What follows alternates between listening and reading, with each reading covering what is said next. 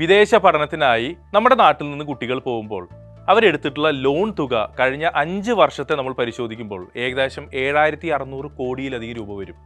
ഇത് 66,159 കുട്ടികളാണ് മൊത്തമായി 5 വർഷത്തിൽ എടുത്തിട്ടുള്ള ലോൺ എന്ന് പറയുന്നത്. അതായത് ഓൾമോസ്റ്റ് ഒരു 11 ലക്ഷം രൂപയാണ് ഒരു കുട്ടിയുടെ ലോൺ ലയബിലിറ്റി ആയിട്ട് വരുന്നത്. ഇതൊരിക്കലും ഒരു നെഗറ്റീവായിട്ടുള്ള കാര്യമല്ല. കാരണം വിദേശ വിദ്യാഭ്യാസം എന്ന് പറയുന്നത് പലപ്പോഴും എക്സ്പെൻസീവാണ്. യൂണിവേഴ്സിറ്റി റാങ്ക് അനുസരിച്ചും ഇതുപോലെ തന്നെ ഒരുപാട് മാറ്റങ്ങളിൽ വരും ഫീസിൽ ഒക്കെ തന്നെ ശരിയാണ്. പക്ഷേ നമുക്ക് വളരെ ശ്രദ്ധിക്കേണ്ട ഒരു കാര്യം അതിൽ പതിയിരിപ്പുണ്ട്. അതായത് യു കെയിലെ ഒരു സംവിധാനം അല്ലെങ്കിൽ യു കെയിലെ ഒരു സിസ്റ്റം നമ്മൾ നോക്കുകയാണെങ്കിൽ ഏകദേശം 170 ഓർഗനൈസേഷൻസ് മാത്രമാണ് ഓതറൈസ്ഡ് യൂണിവേഴ്സിറ്റീസ് ആയുള്ളത്. ഈ കണക്ക് പബ്ലിഷ് ചെയ്തിട്ടുള്ള മറ്റാരുമല്ല, യു കെയുടെ തന്നെ ഗവൺമെൻറ് ബോഡിയായ HEDD ആണ്. അവരുടെ അതേ കണക്ക് പ്രകാരം ഏകദേശം 243 ഓർഗനൈസേഷൻസിനെ ബ്ലാക്ക് ലിസ്റ്റ് ചെയ്തിട്ടുണ്ട്.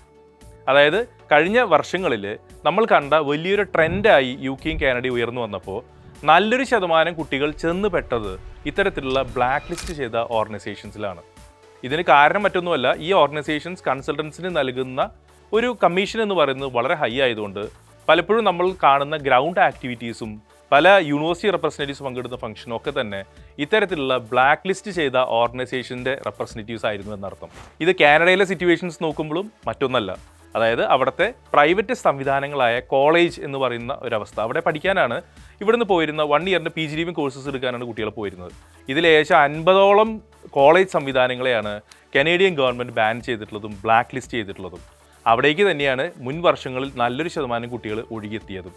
അപ്പോൾ നമ്മുടെ ഈ ഒരു കടബാധ്യത എന്ന് പറയുന്ന അല്ലെങ്കിൽ ലോൺ എടുത്തിട്ടുള്ള 7,600 കോടി അതല്ല നമ്മുടെ പ്രശ്നം. അത് ഇൻവെസ്റ്റ് ചെയ്തിട്ടുള്ള സ്ഥലം എവിടെയാണ്? അതൊരിക്കലും ബ്ലാക്ക് ലിസ്റ്റ് ചെയ്തിട്ടുള്ള ഒരു യൂണിവേഴ്സിറ്റിയിലോ സംവിധാനത്തിലോ ആയിരിക്കരുത്.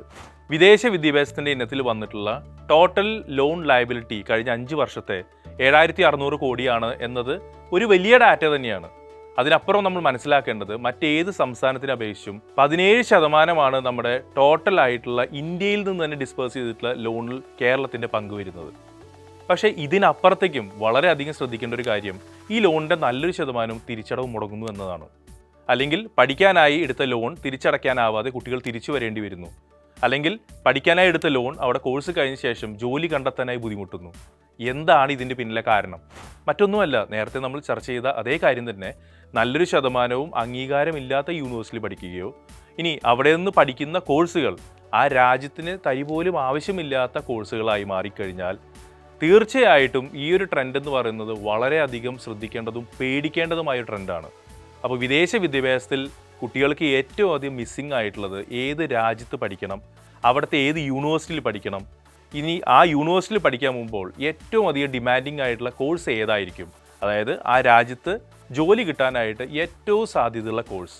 ഇത്രയും കാര്യങ്ങൾ നമ്മൾ തീർച്ചയായിട്ടും നോക്കാതെയാണ് ഈ ലോൺ നമുക്ക് എടുത്തു വയ്ക്കുന്നതെങ്കിൽ അത് മുന്നോട്ടുള്ള യാത്രയിൽ വലിയ പ്രശ്നങ്ങളിലേക്ക് വഴിതെളിക്കുമെന്നത് ഉറപ്പായിട്ടുള്ള കാര്യമാണ്.